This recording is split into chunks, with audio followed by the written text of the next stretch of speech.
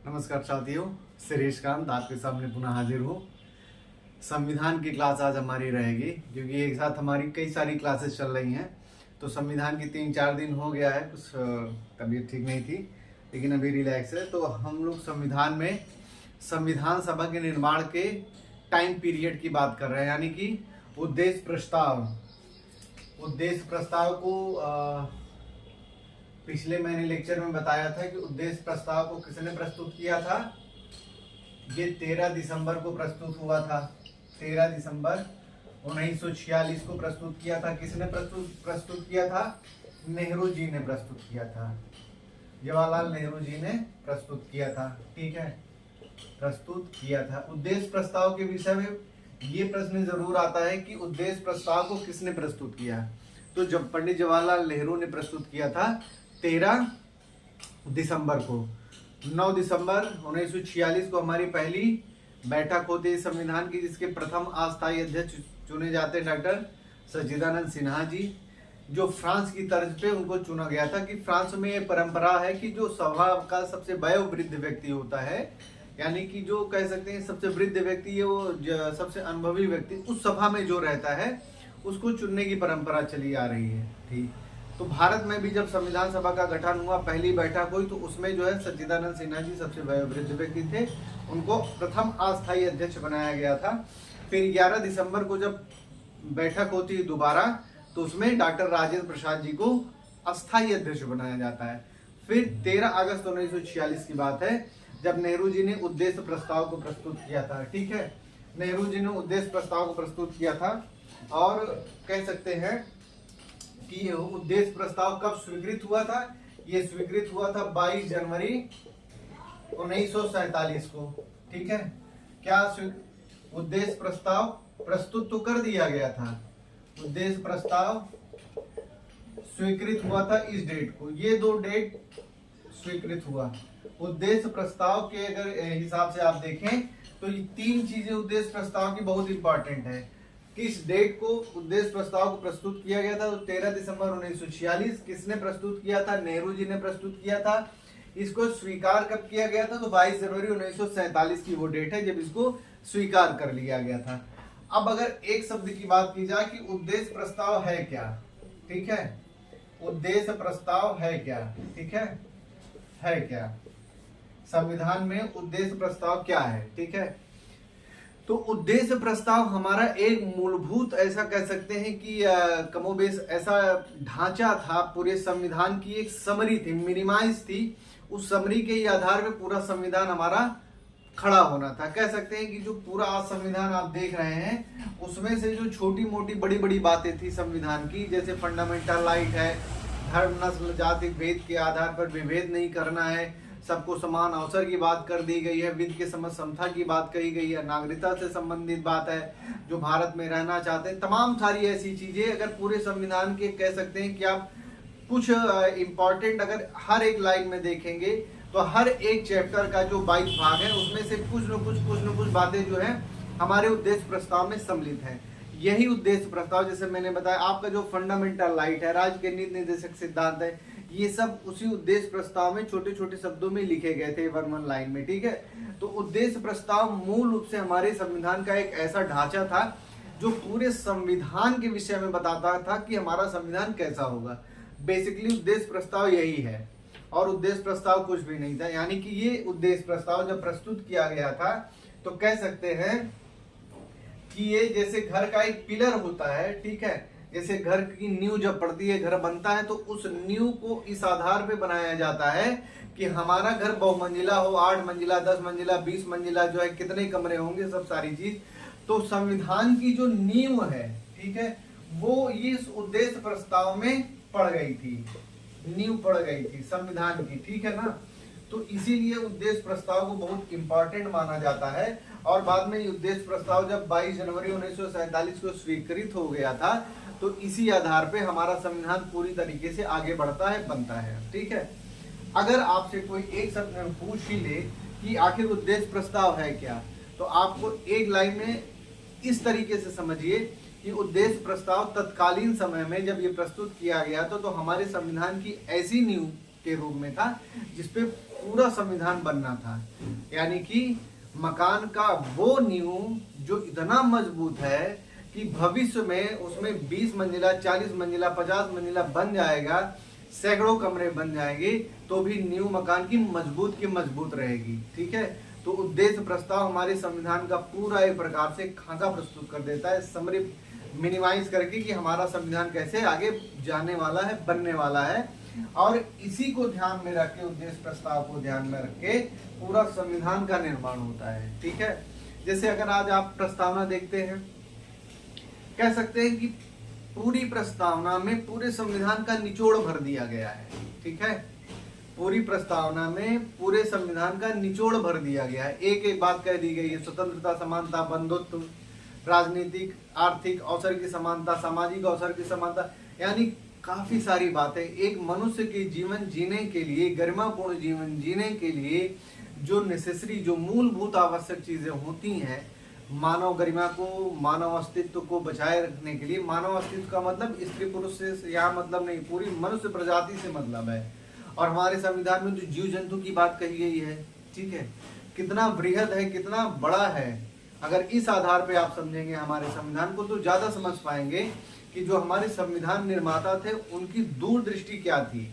इतनी जबरदस्त दूरदृष्टि थी संविधान बनाते समय कि उसमें सब कुछ भर दिया है, कुछ अलग नहीं है। स्त्री पुरुष की समानता की बात कही गई है, मामूली बात है।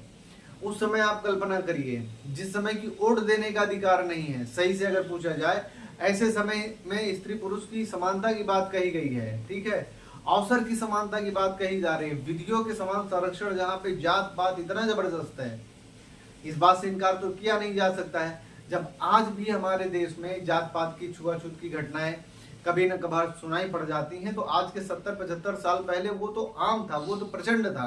पर उसके बावजूद भी हमारे संविधान निर्माताओं ने इस उद्देश्य प्रस्ताव के द्वारा जो संविधान हमारा निर्माण किया है, उसमें वो सारी बातें बता दी हैं कि हमारा संविधान कैसे बनना जा रहा है, यानी कि उस नींव से। ठीक है, आप किसी भी चीज का उदाहरण ले लीजिए। जैसे आपके यहाँ कोई कार्यक्रम, मान लीजिए कि शादी पड़ती है या बड़ा फंक्शन है, 2000 लोगों को खाना पीना है, 15 दिन की तैयारी है, शादी का कार्यक्रम चल रहा है, बृहद शादी का कार्यक्रम है, तो उस 15 दिन का पूरा खाका आप देखते होंगे कि घर के बड़े बुजुर्ग जो रहते हैं, नात रिश्तेदार के साथ में जो आसपास पड़ोस के जो विश्वस्त लोग रहते हैं, 8-10 लोग बैठ के 1-2 दिन में पूरा निर्णय करते हैं, पूरी लिस्ट बनाते हैं सामान की, किसको निमंत्रण भेजना है, कैसी व्यवस्था रहेगी, कौन व्यवस्था को कौन देखेगा, लाइट वाला है, ये खाने वाला वो। तो वो जो व्यवस्था होती है कार्यक्रम बनने के पूर्व की, हमारा कार्यक्रम कैसे बनने वाला है, हमारे यहाँ जो फंक्शन होने वाला है 2-2.5 हजार लोगों का, वो कैसे होगा, फूल वाले को अलग, मीठा वाले को अलग, ये जो सारी व्यवस्था का पहले ही प्लानिंग कर ली जाती है कि नहीं वो जो 2-3 दिन में बैठ के सभी लोग करते हैं प्लानिंग, कि नहीं इसी आधार पे 2.5 हजार लोगों का खाना पीना, नाश्ता पानी, इस टाइम पे नाश्ता पानी दिया जाएगा, इस टाइम पे खाना पिया। बिल्कुल वैसे ही हमारे संविधान निर्माताओं ने पूरी संविधान की कल्पना को उद्देश्य प्रस्ताव में उतार दिया था। और संविधान जब मूर्त रूप लेता है तो इस उद्देश्य प्रस्ताव की बहुत सारी चीजें, मैक्सिमम चीजें जो है उसमें रहती हैं। यानी कि ये एक प्रकार से निचोड़ था हमारे संविधान का, इसी के आधार पे संविधान आगे बनता है।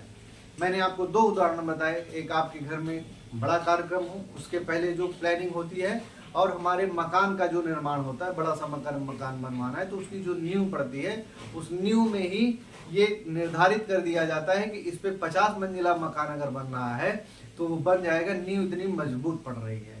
तो ये हुआ एक प्रकार से संविधान का उद्देश्य प्रस्ताव। ठीक है, तो उद्देश्य प्रस्ताव है क्या, तो वो ऐसी नींव है संविधान की जो संविधान को बड़ा बनाती है। संविधान लिखा जाता है, संविधान में सारी बातें रहती है। ठीक है, जैसे संविधान में स्वतंत्रता है, संप्रभुता है, ठीक है, बहुत सारी बातें हैं, गणराज्य घोषित कर देता है उद्देश्य प्रस्ताव में। ठीक है, इसी तरीके से ब्रिटिश भारत में शामिल जो भारतीय क्षेत्र रहते हैं, सभी भारतीय राज्यों में शामिल जो लोग रहते हैं, भारत के बाहर के सभी क्षेत्र के जो लोग रहते हैं, अगर वो भारत में सम्मिलित होना चाहते हैं तो सम्मिलित हो जाएं। आप उसको देखेंगे संघ और राज्य क्षेत्र, जब अनुच्छेद 1 से पढ़ेंगे 5 तक। इसके बाद नागरिकता में भी आप यही प्रावधान है। ठीक है, तो ये सब सारी चीजें हैं कि जो एक व्यवस्था बनाई जाती है कि संविधान हमारा इस तरह से चलेगा। संविधान का बेसिकली मतलब ही होता है सम प्लस विधान, ठीक है, यानी सभी के लिए विधान समान हो, किसी के लिए कम ज्यादा ना हो, सभी के लिए विधान हो, एक समान व्यवस्था हो, जीने के जितने अधिकार एक व्यक्ति को है उतना सभी को हो, कोई संविधान में विशेष वर्ग नहीं है, ठीक है, सभी आम है, ठीक है। वो एक अलग की बात है कि जो संवैधानिक पद हैं उनको सुविधाएं अलग दी जाती हैं, पर कानून सबके लिए एक समान है, किसी के लिए एक्स्ट्रा नहीं है या किसी के लिए कम ज्यादा नहीं है, कोई भेदभाव की बात नहीं है। तो ये हमारा उद्देश्य प्रस्ताव है, ठीक है, कुल मिला के ये है। फिर अब जब उद्देश्य प्रस्ताव से हम आगे बढ़ते हैं तो फिर क्या होता है, फिर संविधान हमारा बनना शुरू हो जाता है। फिर 22 जनवरी, फिर आपको पता ही है कि 15 अगस्त 1947 को देश भारत स्वतंत्र हो जाता है, ठीक है। उसके पहले तक 389 सदस्य रहते हैं, इसको बताया ही मैंने, पहले ही बताया है।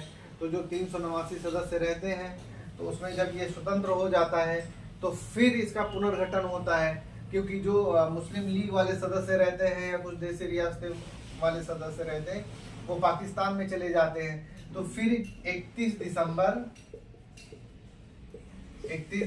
1947 का संविधान सभा का एक कह सकते हैं कि पुनर्गठन होता है। कौन सी तारीख है? 31 दिसंबर 1947 को संविधान सभा का पुनर्गठन होता है। संविधान सभा का पुनर्गठन होता है, ठीक है, जिसमें अब 389 सदस्यों की जगह पे कितने सदस्य हो जाते हैं? 299 सदस्य टोटल बचते हैं, 299 सदस्य, ठीक है। मैंने आपको ये भी बताया था कि जब संविधान सभा की प्रथम बैठक होती है तो उसमें 284 सदस्य सम्मिलित होते हैं, ठीक है, ये बताया था आपको, ठीक। तो जब दोबारा संविधान सभा का पुनर्गठन होता है 31 दिसंबर 1947 को, तो जो 299 सदस्य रहते हैं उसमें से फिर 229 सदस्य ब्रिटिश भारतीय प्रांतों के लिए रहते हैं, बाकी 70 सदस्य जो है किसके लिए रहते हैं? देशी रियासतों के लिए, ठीक है। इस 299 सदस्यों में बंटवारा हो जाता है, ठीक है। 229 सदस्य भारतीय प्रांतों के से आते हैं, ठीक है, भारतीय प्रांत यानी ब्रिटिश भारतीय प्रांत, तो भारतीय प्रांत कहलाएंगे। और ये 70 सदस्य देशी रियासतों से आते हैं चुन के, ठीक है, देशी रियासतों से आते हैं। ये पुनर्गठन हो रहा है, कब पुनर्गठन हो रहा है? 31 दिसंबर 1947 को। क्यों हो रहा है? क्योंकि 15 अगस्त 1947 को जब देश बढ़ गया है तो बहुत सारे सदस्य मुस्लिम लीग के कहाँ चले गए? पाकिस्तान में चले गए हैं। तो ये जो पूरी व्यवस्था है 31 दिसंबर 1947 को, इसको भी आप थोड़ा सा जान लीजिए, ये व्यवस्था बनती है, ठीक है। इसके बाद फिर जो संविधान सभा जब निर्माण होता है तो उसमें बहुत सारी समितियां बनती हैं, क्योंकि ऐसे तो बन नहीं सकता था।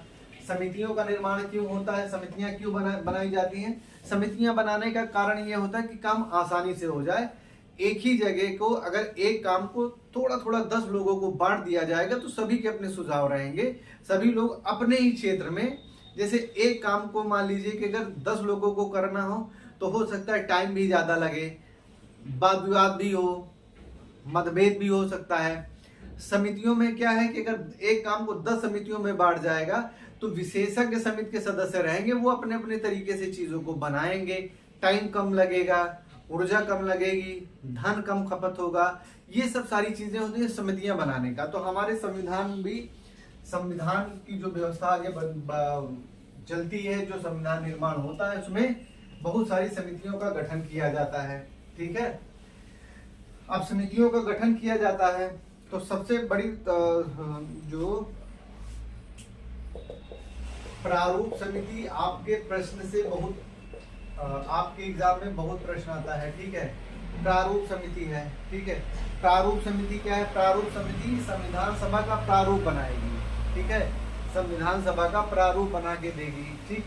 अब प्रारूप समिति का गठन कब होता है? ये होता है 29 अगस्त 1947 को इसका गठन होता है, प्रारूप समिति का निर्माण किया जाता है। इस समिति का अध्यक्ष कौन रहता है? डॉक्टर BR अम्बेडकर जी रहते हैं,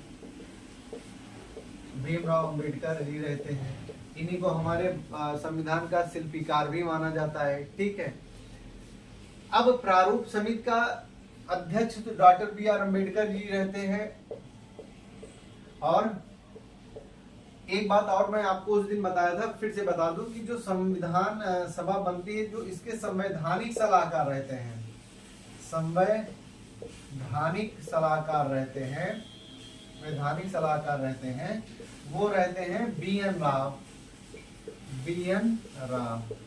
ठीक है, बड़ा जबरदस्त इनका हाथ है, संवैधानिक सलाहकार BN राव जी का। ठीक है, ये समिति जब बनती है तो संविधान सभा की जो प्रारूप समिति है, ये सबसे इंपॉर्टेंट समिति होती है। ठीक है, इसमें टोटल कितने सदस्य रहते हैं?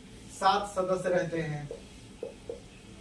7 सदस्य इस समिति में होते हैं, प्रारूप समिति में। ठीक है, 7 सदस्यों के मैं नाम लिख दे रहा हूं। ठीक है, पहला तो डॉक्टर BR अम्बेडकर है ही। ठीक, फिर दूसरा है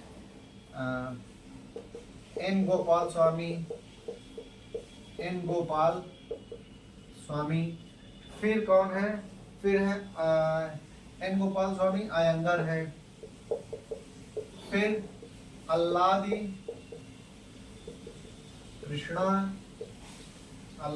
कृष्णा स्वामी है। ठीक, फिर अगले व्यक्ति हैं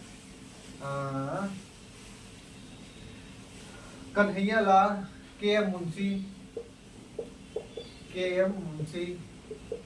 इनका पूरा नाम कन्हैया लाल माणिक लाल मुंशी है। ठीक है, फिर अगले जो व्यक्ति हैं सैयद मोहम्मद सादुल्ला है, सैयद मोहम्मद सादुल्ला है। ठीक, फिर अगले जो व्यक्ति हैं वो है N माधव राव। ठीक है, फिर है TT कृष्णमाचारी संविधान सभा के उपाध्यक्ष रहते हैं। संविधान सभा के 2 उपाध्यक्ष होते हैं, मैंने बताया था। संविधान सभा के 2 उपाध्यक्ष होते हैं। जिस दिन पहली संविधान सभा बैठती है उस दिन 2 संविधान सभा के उपाध्यक्ष चुने जाते हैं। इस बात को मैंने बताया था। पहला HC मुखर्जी रहते हैं, दूसरा VT कृष्णमाचारी रहते हैं। यहाँ पे जो सदस्य हैं वो TT कृष्णमाचारी हैं, TT कृष्णमाचारी हैं। ठीक है, बाद में N माधव राव की जगह पे N माधव राव आते हैं। किसके जगह पे? एक मित्र करके रहते हैं, क्या तो उनका नाम है BL मित्र के नाम स्थान पे आते हैं। ठीक है, ये हट जाते हैं, बाद में BL मित्र के स्थान पे आते हैं N माधव राव। ठीक है, तो इस तरह से। और ये आते हैं DP खेतान की जगह पे। DP खेतान की मृत्यु हो जाती है। ठीक है, DP खेतान। तो ये आपको जानना इंपॉर्टेंट है कि पहले जो प्रारूप समिति का गठन होता है उसमें BL मित्र रहते हैं, DP खेतान रहते हैं। मगर ये लोग जल्दी ही, जैसे 1948 की शुरू में ही जो है DP खेतान जी की मृत्यु हो जाती है, तो उनकी जगह TT कृष्णमाचारी आते हैं। और BL मित्र खुद ही हट जाते हैं किन्हीं कारणों की वजह से, तो उनकी जगह पे N माधव राव आते हैं। तो ठीक है, ये रह गया, ये हो गया प्रारूप समिति के सारे सदस्य। ठीक है, कुल 7 सदस्य होते हैं। 1 2 3 4 5 6 7। ठीक, ये है प्रारूप समिति पूरी आपकी। ठीक है, इसके बाद फिर हम देखेंगे कि थोड़ा सा प्रारूप समिति, मैंने जैसे आपको बताया कि संविधान सभा के प्रारूप को बनाना था।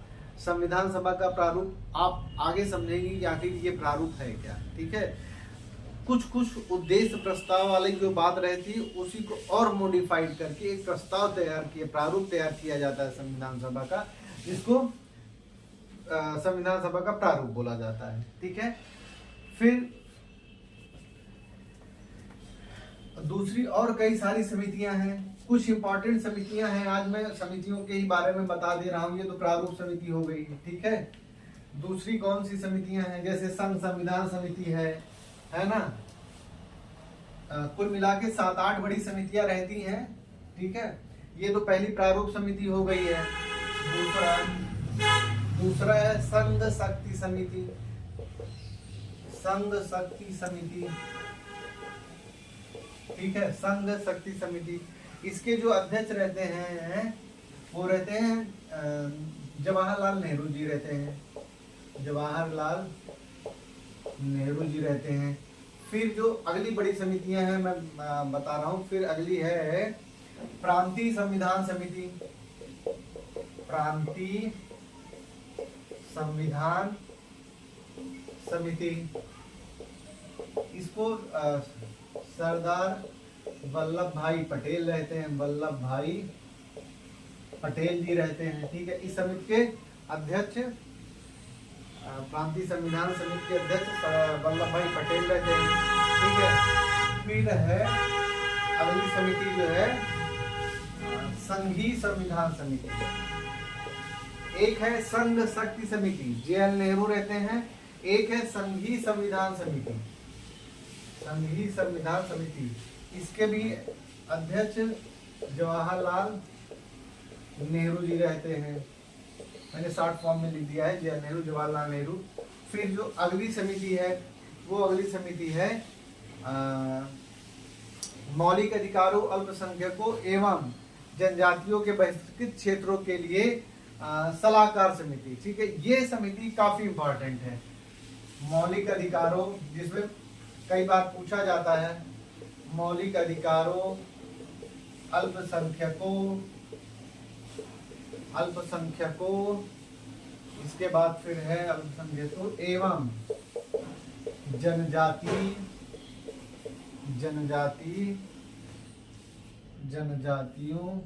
तथा बहिष्कृत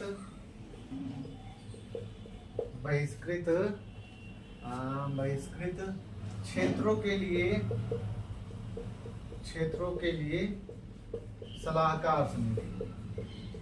सलाहकार समिति, ठीक है।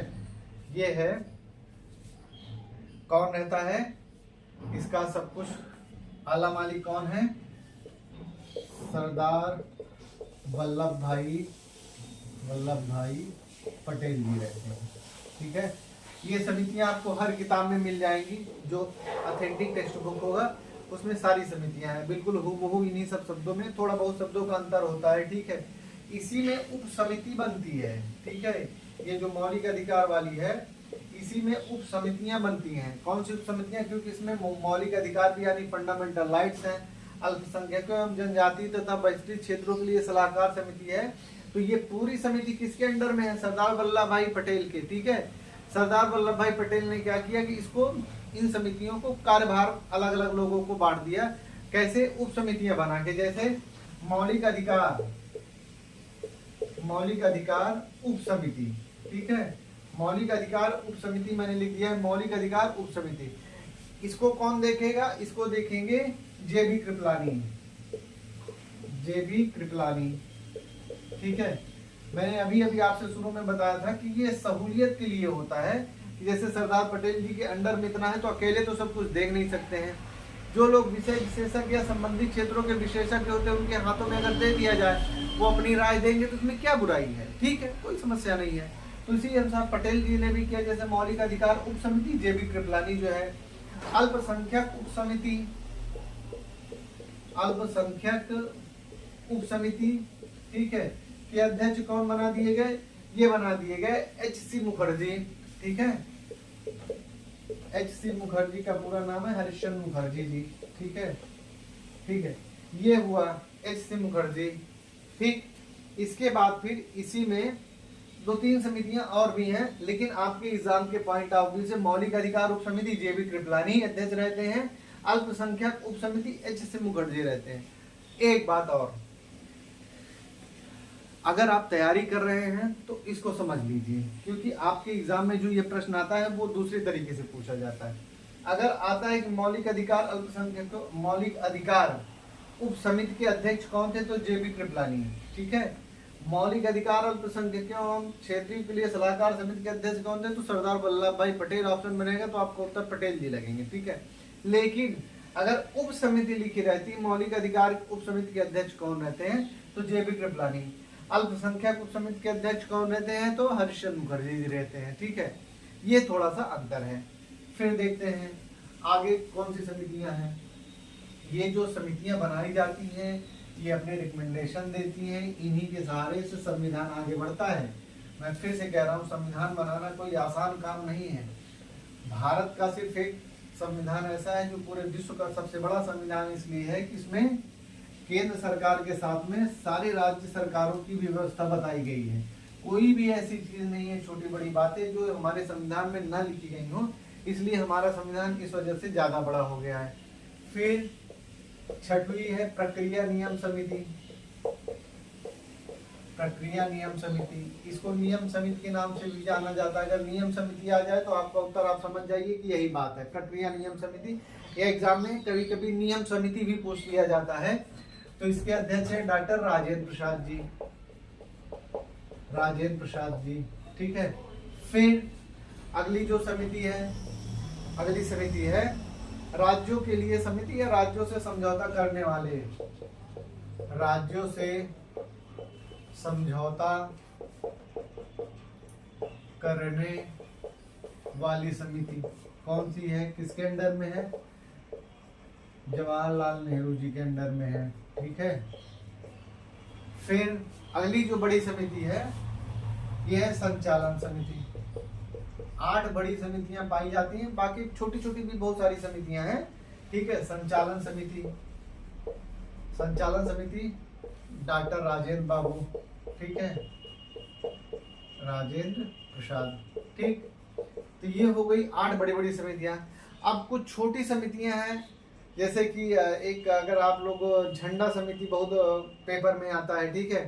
तो झंडा समिति जो रहता है उसके लिए जो है जिसको राष्ट्रध्वज, ये छोटी समिति है, झंडा या राष्ट्रध्वज, राष्ट्रध्वज बीच में अल्फाबेट में झंडा, ठीक है। राष्ट्रध्वज संबंधी समिति, संबंधी समिति ये किसके उसमें रहती है? डॉक्टर राजेंद्र प्रसाद, ठीक है। तो ये क्लियर हो गया, ठीक है। ऐसी फिर छोटी छोटी समितियां हैं, उनको बहुत बताने की बात नहीं है। जो आपके काम की, जो आपके एग्जाम में आती है वो ये है समितियां, ठीक है। हमारी समिति,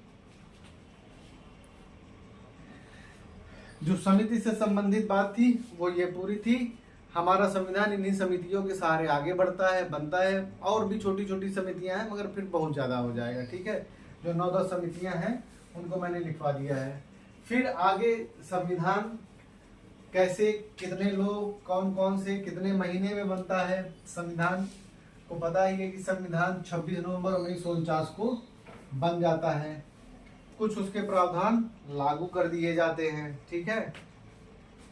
संविधान की 2 वर्ष 11 महीना और 18 दिन में संविधान का निर्माण होता है, का समय लगता है संविधान निर्माण में, ठीक।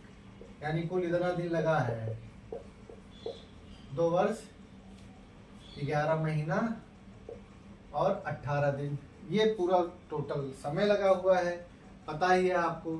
इसके बाद फिर क्या होता है, इसमें कितनी महिलाएं रहती हैं? संविधान सभा के निर्माण में, संविधान सभा के निर्माण में 15 महिलाएं रहती हैं, 15 महिलाएं रहती हैं, ठीक है। कितनी रहती हैं संविधान सभा के निर्माण में? 15 महिलाएं रहती हैं, सम्मिलित रहती हैं। ऐसा नहीं है कि महिलाएं नहीं हैं, महिलाएं सम्मिलित हैं, ठीक है। इसके बाद महिलाओं का नाम देना वो कोई बहुत जरूरी है नहीं। बाकी अगर अनुसूचित जनजाति के सदस्यों की बात करेंगे तो संविधान सभा के निर्माण में 33 अनुसूचित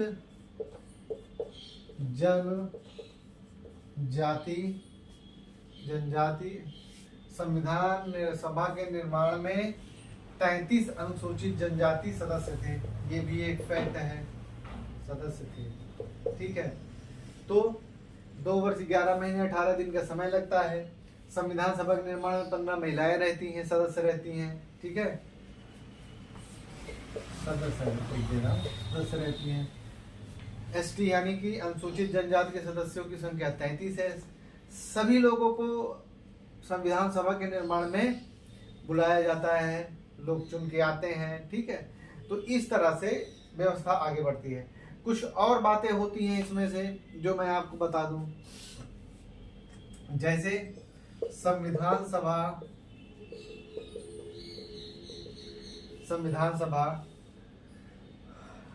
26 नवंबर 1949 को लागू होता है। ठीक है, संविधान सभा 26 नवंबर 1949 को लागू होता है। इसके पहले भी कुछ चीजें घटित होती हैं, बनाई जाती हैं, है ना, उनको भी मैं आपको बता दे रहा हूं, क्योंकि अगर संविधान सभा में फैक्ट, ये जो संविधान निर्माण का समय है, इसमें फैक्ट बहुत जरूरी होता है। बहुत सारी चीजें फैक्ट बहुत आती हैं। ठीक है, जैसे 22 जुलाई 1947 को संविधान सभा ने राष्ट्रीय ध्वज को अपनाया। राष्ट्रीय ध्वज 22 जुलाई 1947 को संविधान सभा ने राष्ट्रीय ध्वज को अपनाया। ठीक है, फिर दूसरा जो फैक्ट है, 24 जनवरी 1950 को जिस दिन संविधान सभा की अंतिम बैठक हुई थी, संविधान सभा की अंतिम बैठक कब हुई थी? 24 जनवरी 1950 को। इसी दिन 24 जनवरी 1950 को ही जो है, 24 जनवरी 1950 को संविधान सभा की अंतिम बैठक हुई थी। ठीक है, फिर 24 जनवरी 1950 को ही ये कहा जाता है, हालांकि प्रॉपर तरीके से अगर देखेंगे तो अंतिम बैठक तो 26 जनवरी 1950 की होती है, लेकिन कई सारी किताबों में ये लिखा मिलता है 24 जनवरी 1950 को। ठीक है, 24 जनवरी 1950 को हुई राष्ट्रीय गीत और राष्ट्रीय गान। राष्ट्रीय गीत और राष्ट्रीय गान को अपनाया जाता है। राष्ट्रीय गान को अपनाया जाता है। ठीक है, ये सब 24 जनवरी को हो रहा है, 26 जनवरी को नहीं हो रहा है। 24 जनवरी को ही राष्ट्रीय गीत और राष्ट्रीय गान को अपनाया जाता है।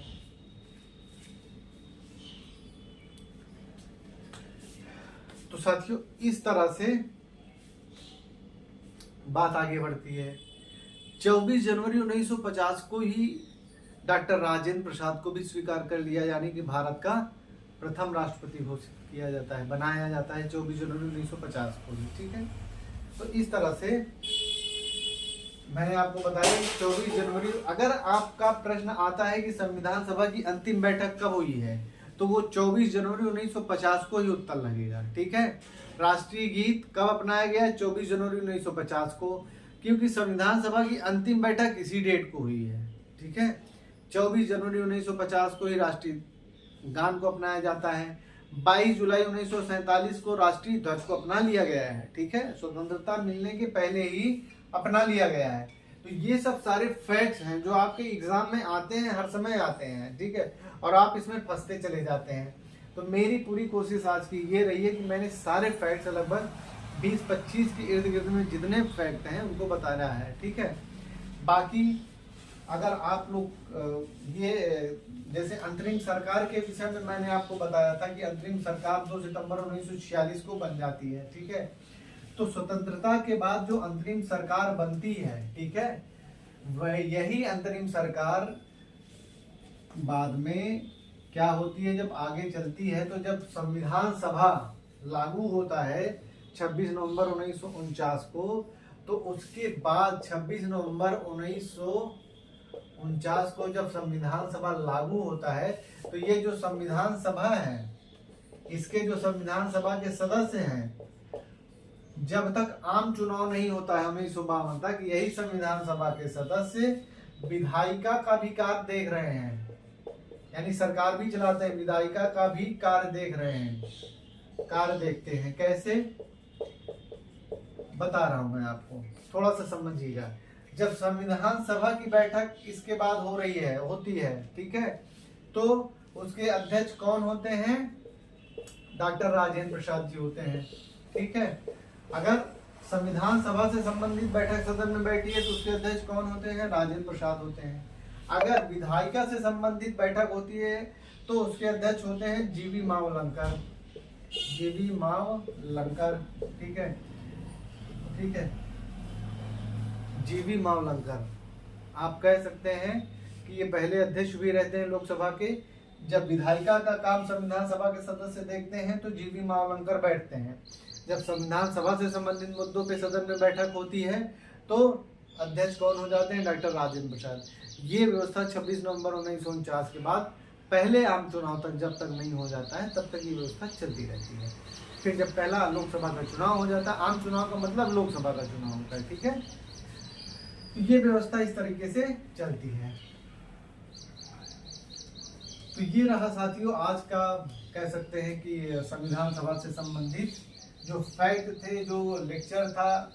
बाकी संविधान सभा से जो भी समझ में आएगा उसको मैं बताता रहूँगा, ठीक है। और मैं बता दूं कि जैसे कि इस संविधान निर्माण के जो हमारा संविधान निर्माण हुआ है, इसमें बहुत सारे देशों से बहुत सारी चीज़ें उधार ली गई हैं। आपको पता ही है संविधान निर्माण खास करके 60-65 देशों में संविधान सभा के सदस्य गए थे, जानकारी ली थी, वहाँ के संविधान का अध्ययन किया था। जो अच्छी अच्छी बातें थी, मोटी मोटी बातें थी, उसको लेके आए थे, देखे थे, ताके थे। इसके बाद हमारे संविधान में उसको लेके आए थे, थोड़े बहुत परिवर्तन के साथ में। मान लीजिए आयरलैंड से राज्य के नीति निर्देशक तत्व आया है, तो ये जो राज्य के नीति निर्देशक तत्व है, ये फार्मूला अच्छा है, ठीक है। आयरलैंड छोटा सा है, लेकिन भारत की जनसंख्या बहुत ज़्यादा है। आयरलैंड में जाति, धर्म, इन सब चीज़ों को बहुत भेदभाव नहीं, छुआछूत नहीं। हमारे यहाँ जाति प्रथा, छुआछूत, रंग भेद, ये सब सारी चीज़ें चरम पे पाई जाती हैं। सबसे ज़्यादा जनसंख्या वाला देश है, ठीक है। तो प्रारूप को एक कैसे कह सकते हैं कि फार्मूले को हमने ले लिया, लेकिन उस फार्मूले को अप्लाई कैसे करना है भारत में, हमारे संविधान में, उसको संविधान विशेषज्ञों ने बहुत अच्छे तरीके से किया है, ठीक है। तो हमारा संविधान उधारों का भी संविधान बोला जाता है, आपको पता ही है, क्योंकि हमने बहुत सारे देशों से उधार लिया है, ठीक है। इसके बाद 1935 का जो अधिनियम आया था, मैक्सिमम चीज़ें 1935 के अधिनियम वाली ही हैं, ठीक है। तो ये जो हमारा संविधान अंतिम तक चलता है बन के, ये प्रकार से कह सकते हैं हमारा परिपक्व संविधान हो जाता है। भले भी हमने कहा ना कि उधार का संविधान हो, चाहे जैसा भी संविधान हो, ये कोई मुद्दा ही नहीं उधार का संविधान। जो हमारे संविधान में अच्छा है, कल को कोई देश ले लेंगे तो मान लीजिए ईमानदारी है, स्वतंत्रता है, समानता है, बंधुत्व है। ये जैसे स्वतंत्रता है, समानता है, बंधुत्व है, ये तो ऑल ओवर वर्ल्ड में मूलभूत मूल्य है ना। व्यक्ति की जीवन के आधार मूल्य क्या है? सत्य है, अहिंसा है, ईमानदारी है, बंधुत्व है, स्वतंत्रता है, समानता है, ठीक है। तो ये सब तो ऐसे मानवीय मूल्य हैं जो हर देश में पाए जाते हैं। अब किसी देश से हमने ले लिया तो ये कह दो कि नहीं बिल्कुल हमने चुरा लिया, अरे स्वतंत्रता को क्या चुराएंगे, स्वतंत्रता जन्मजात होती है, उसमें कौन सी नई बात है। ये सब जो आरोप लगते हैं वो एक प्रकार से ऐसे बहुत सारे लोग जो ये बताना चाहते हैं कि भारत के लोगों को कुछ नहीं आता था, खाली ये लोग इधर का उधर, उधर का इधर लेके बैठ के बना दिए, एक कंपाइल रूप से टूटा फूटा संविधान बना दिए। इस बात पे वो हंसते हैं कि नहीं नहीं हम तो बड़े दिमागदार व्यक्ति, भारतीयों को तो कुछ आता ही नहीं। ये सब मूर्खतापूर्ण बातें हैं, ठीक है। भारत के लोग, भारत के संविधान निर्माता फार्मूला जरूर लिए, पर उसको अप्लाई कैसे करना है वो इम्पॉर्टेंट है। सिर्फ फार्मूला लेना ही नहीं इम्पॉर्टेंट होता, उसको अप्लाई कैसे किया जाए भारत जैसे देश में, वो इम्पॉर्टेंट है। तो ठीक है साथियों, फिर आज की क्लास यहीं तक होती है। बाकी जो संविधान का अगला लेक्चर रहेगा हम देखेंगे उसमें कि किन किन देशों से क्या क्या लिया गया है, ठीक है। इसके बाद फिर और थोड़ा सा हम संविधान में आगे बढ़ेंगे और प्रस्तावना फिर देखेंगे। ठीक है साथियों, तो मेरा यूट्यूब चैनल आपको मैंने कितनी बार बताया कि मेरा YouTube channel S Kant GS classes के नाम से है। ठीक है, प्लीज़ इसे सब्सक्राइब कर लीजिए। जितने भी लोग देख रहे हैं क्लास कैसी लगती है वो भी बताइए, अपने अनुभव मुझे बताइए। ठीक है, बाकी फिर दूसरी क्लास में मिलते हैं, तब तक के लिए नमस्कार।